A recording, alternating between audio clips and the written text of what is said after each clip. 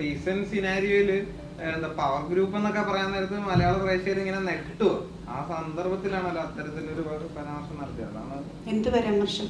ഞാൻ വ്യക്തമായിട്ട് എഴുതിയിട്ടുണ്ടല്ലോ. ഈ പവർ ഗ്രൂപ്പ് എന്ന് പറഞ്ഞാൽ ഇവിടെ ആരും പവർ ഗ്രൂപ്പ് എന്ന് എഴുതിയിട്ട് കടയിട്ടിട്ട് ഇരിക്കണവരല്ല, അല്ലെങ്കിൽ ഇരിക്കണവരല്ല ഈ പവർ ഗ്രൂപ്പ്. 40 ആർട്ടിസ്റ്റുകളോടും വന്നിട്ടുണ്ട്. അപ്പം അവര് 3 സിനിമ ആൾക്കാർ അവരുടെ പടത്തെ തീർച്ചയായിട്ടും പ്രൊമോട്ട് ചെയ്യണം. അവരുടെ ഐക്യദാർഢ്യം, അവരുടെ ഫ്രണ്ട്ഷിപ്പൊക്കെ അവർ കാണിച്ചു. അതിലൊരു തെറ്റുമില്ല, അതിനെ ഞാൻ സപ്പോർട്ട് ചെയ്യുന്നു. പക്ഷേ അതിനോടൊപ്പം ഞങ്ങളുടെ ഈ പടവും അവർ ചെറുതായിട്ടൊന്ന് മെൻഷൻ ചെയ്യും. ഞങ്ങളുടെ പേരെടുത്ത് പറഞ്ഞില്ലെങ്കിലും ഓണത്തിന് ഇറങ്ങുന്ന മറ്റു പടങ്ങൾക്കും ഒരാശംസ പറയുമെന്ന് എന്നെപ്പോലെ തന്നെ എൻ്റെ പടത്തിൽ അഭിനയിച്ച എല്ലാവരും ഒന്ന് ആഗ്രഹിച്ചു പോയായിരുന്നു. അതിൻ്റെ ഒരു വിഷമം എല്ലാവരും രേഖപ്പെടുത്തുകയും ചെയ്തു. അപ്പോൾ ഞാൻ എല്ലാവരുടെയും പ്രതിനിധിയായിട്ട് നിന്നിട്ട് ഞാനത് അറിയിച്ചു എന്നേ ഉള്ളൂ. അതിനെപ്പറ്റി ഇനിയൊരു ഡിസ്കഷൻ ഇവിടെ ആവശ്യമില്ല.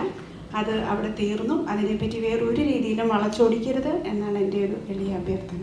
അതിനെ ഞാൻ ഇട്ട പോസ്റ്റിൽ എന്താണെന്നുള്ളത് വളരെ വ്യക്തമായിട്ട് എഴുതിയിട്ടുണ്ട്. അതിനപ്പുറത്തേക്ക് ദേവിയത് ആരും ചിന്തിക്കേണ്ട. അല്ല, ഈ റീസെന്റ് സിനാരിയോയില് പവർ ഗ്രൂപ്പ് എന്നൊക്കെ പറയാൻ നേരത്ത് മലയാള പ്രേക്ഷകർ ഇങ്ങനെ നെട്ടുവോ ആ സന്ദർഭത്തിലാണല്ലോ അത്തരത്തിലൊരു പരാമർശം നടത്തിയത്. എന്ത് പരാമർശം? ഞാൻ വ്യക്തമായിട്ട് എഴുതിയിട്ടുണ്ടല്ലോ.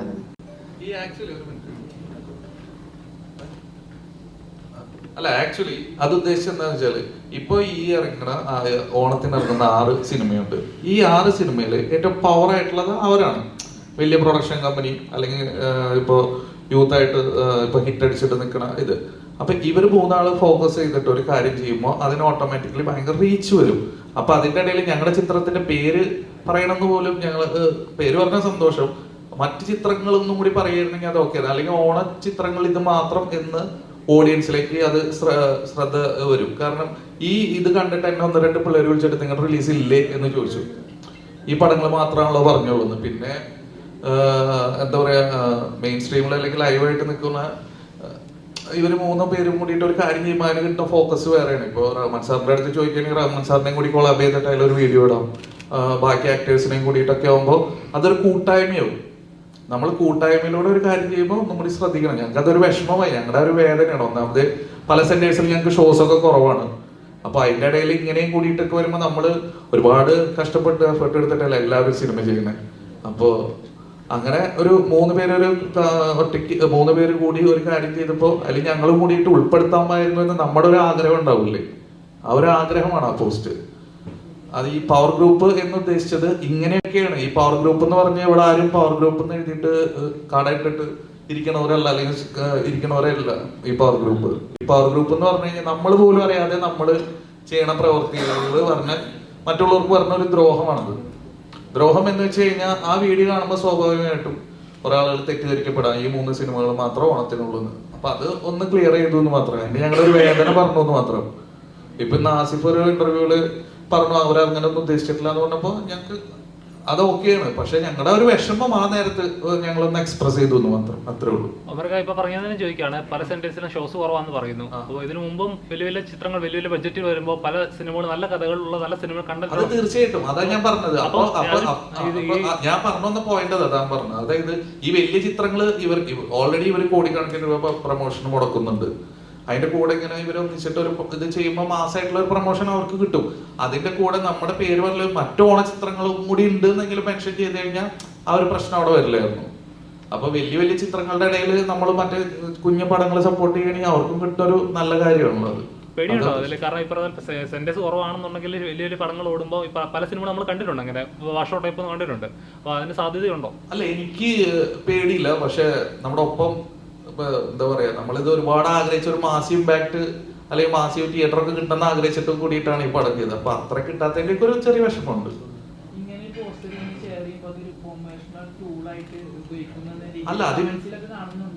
അല്ല കമന്റ്സിലെ ആളുകൾക്ക് എന്ത് വേണമെങ്കിലും പറയും. ഇപ്പൊ ഞാൻ വണ്ടി ഇടിച്ചിട്ട് ഇവിടെ കിടന്നാ പറയാം അതും മാർക്കറ്റിംഗ് ആന്ന് പറയും. അതാണ് ആളുകള്. നാളെ അവന്റെ പടം റിലീസാണ്, അതുകൊണ്ട് പുതിയ പബ്ലിസിറ്റി സ്റ്റണ്ടാന്ന് പറയുന്നത്. അതാണ് ജനം. ഇപ്പൊ ഞാൻ പറയട്ടെ, ഇവര് ഇപ്പൊ ടോവിനോ, ആസിഫ് അലി, പെപ്പെ, ഇവര് 3 ആൾ എന്റെ സിനിമയുടെ ഒന്ന് പേര് പറഞ്ഞേക്കാൻ ഞാൻ ആഗ്രഹിക്കല്ലേ?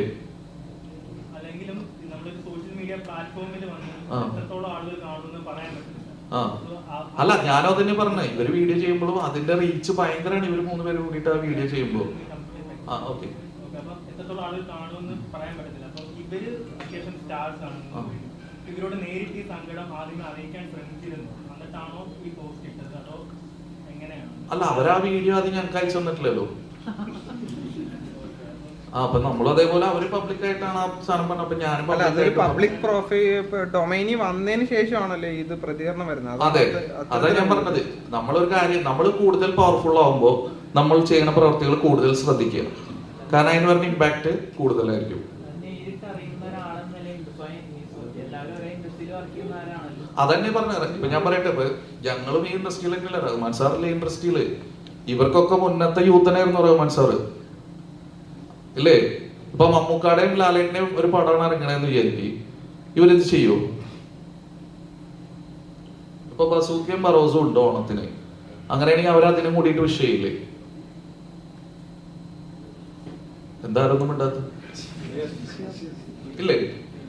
അപ്പൊ തീർച്ചയായിട്ടും ഇത് എന്തോ ആയിക്കോട്ടെ, ഞങ്ങൾ അത് പ്രശ്നമൊന്നുമില്ല. പ്രശ്നം അവിടെ കഴിഞ്ഞു. അതിനെ പറ്റിയിട്ട് വേറെ ഇതൊന്നും വേണ്ട. ഞങ്ങൾക്ക് ആ നേരത്ത് വന്ന ആ ഒരു വേദന ഞാൻ തീർച്ചയായിട്ടും നമ്മുടെ പേരൊന്നും അവർ പറഞ്ഞു കേൾക്കണമെന്ന് ഞാൻ ആഗ്രഹിച്ചു പോയി. അത് ചിലപ്പോൾ എന്റെ തെറ്റാവാം, എന്റെ സ്വാർത്ഥതയാവാം, എന്ത് വേണമെങ്കിലും ആവാം. അത് മനുഷ്യനല്ലേ, എനിക്കും ഉണ്ടാവും സ്വാർത്ഥമായ താല്പര്യം. അങ്ങനെ കരുതിപ്പോ ഇല്ല, ഇവരാരും എന്നെ വിളിച്ചിട്ടില്ല. ആസിഫ് അലി ബാഡ് ബോയ്സ് കാണാം. അപ്പൊ നമുക്ക് അത് കേട്ട് പറഞ്ഞൊരു സന്തോഷമായി.